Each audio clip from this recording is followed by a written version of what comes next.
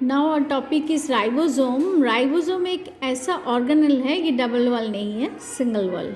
हाँ, ठीक है। और दूसरी बात है, ribosome at the site of protein synthesis.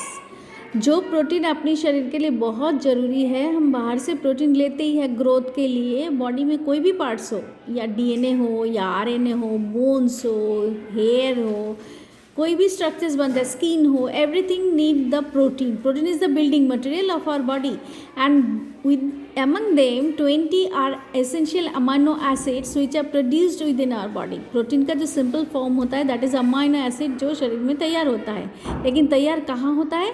Ribosome के अंदर होता है। लेकिन राइबोसोम के स्ट्रक्चर में एक पिक्यूलियरिटी है कि अगर हम उसको अलग अलग करें तो उसकी शेप जो है, दोनों को जोड़ेंगे तो ये जो टोटल स्ट्रक्चर है ना, उससे ज़्यादा बढ़ के होता है। तो ये इसमें और राइबोसोम के साइज में भी डिफरेंस है। प्रोकैरियोटिक सेल और यूकैरियोटिक सेल दोनों में राइबोसोम के साइज में डिफरेंस आता है।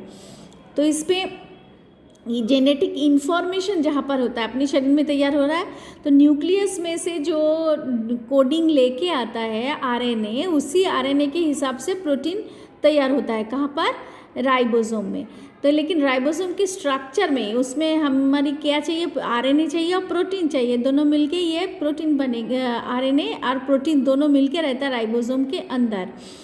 तो इसके अंदर जो स्ट्रक्चर है इसको हम देख लेते हैं। सबसे पहले ये प्रोकैरियोट्स का मैंने बताया कि 70S टाइप होता है।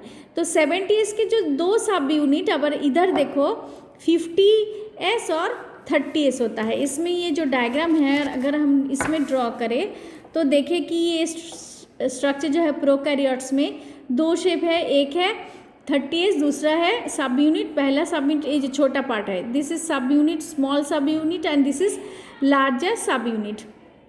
इट विल बी 30S, छोटा साइज जो है sedimentation coefficient will be 30 and here the sedimentation coefficient will be 50। तो 30 + 50 कितना होता है? 80 होता है।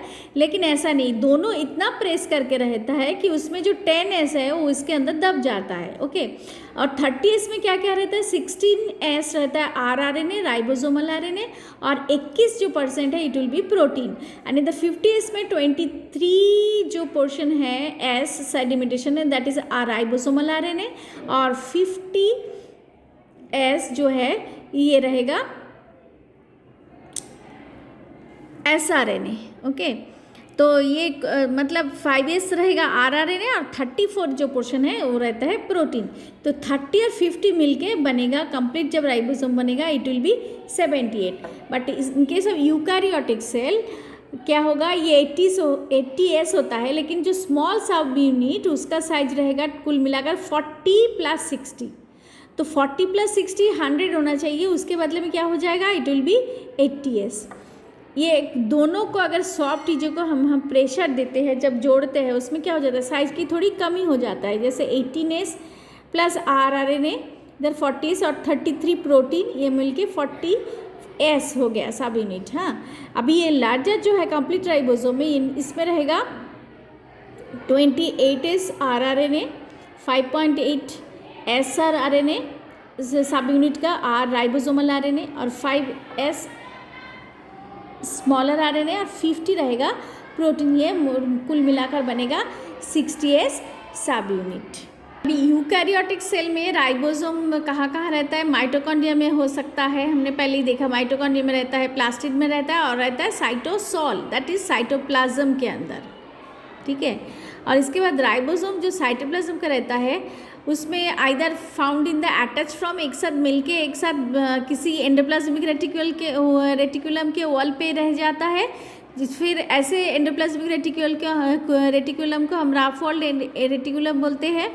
और जब न्यूक्लियर एनवेलप में रहेगा वो भी सस्पेंडेड कंडीशन में, न्यूक्लियर एनवेलप में भी होता है और तो फ्रीली सस्पेंडेड मतलब सबमर्ज कंडीशन में उसमें रहेगा। So both are similar in structure and are 80S type. Each ribosome in made up of 2 सब यूनिट्स, ये हमने डिस्कस कर लिया। तो इसमें जो प्रोटीन है they are transported outside the cell and after processing endoplasmic reticulum and Golgi body bound ribosomes of acinar cells of pancreas produce pancreatic जो पैंक्रियास में जो राइबोसोम है वो क्या करता है, पैंक्रियाटिक डाइजेस्टिव एंजाइम प्रोड्यूस करता है, और free ribosomes came together and form chains called polyribosome. Polyribosome क्या करता है, these are essential for protein synthesis.